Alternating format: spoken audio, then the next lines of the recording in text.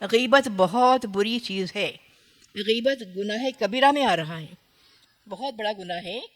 میں نے پڑھا ابھی کچھ دن پہلے ایک کتاب میں کہ جب قیامت کے دن اللہ تعالیٰ اپنے پاس اعمال نامہ دیں گے تو اس اعمال نامے میں بندہ دیکھے گا کہ ارے میں نے تو نمازیں پوری پڑھی تھی، میں نے تو پورے روزے رکھے تھے، میں نے تو اچھے کام کیے تھے، کہاں گئی میری نیکیاں؟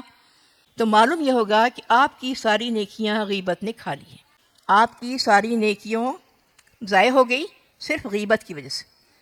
ہم میں کیا ہوتا ہے، کچھ دن بیٹھ جائیں آپس میں، ایک دو تین عورتیں بیٹھ جائیں یا بچیاں بیٹھ جائیں، اس کی برائی اس کی برائی. قطعی نہیں ہونا چاہیے، بلکہ اصلاح کرو بیٹا. اگر آپ کو یہ محسوس ہو کہ یہ ایک دوسرے کی برائی کر رہے ہیں تو آپ ان کو سمجھا سکتے ہیں کہ دیکھیے غیبت کرنا بہت بڑا گناہ ہے.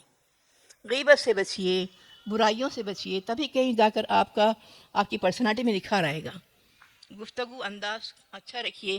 Conversation is an art. بات چیت کرنا بھی ایک فن ہے. آپ اتنی اچھی بات چیت کریں تو لوگ پوچھیں بھئی کہاں کی بچی ہے اتنی اچھی بات کر رہی ہے. آپ کا انداز بیان، آپ کی گفتگو بہت اچھی ہونی چاہیے.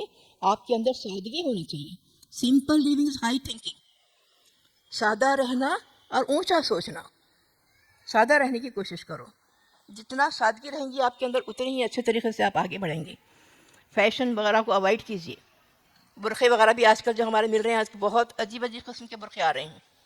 شو کیا آ رہے ہیں، ہم کو شو نہیں کرنا ہے، سمپل رہنا چاہیے.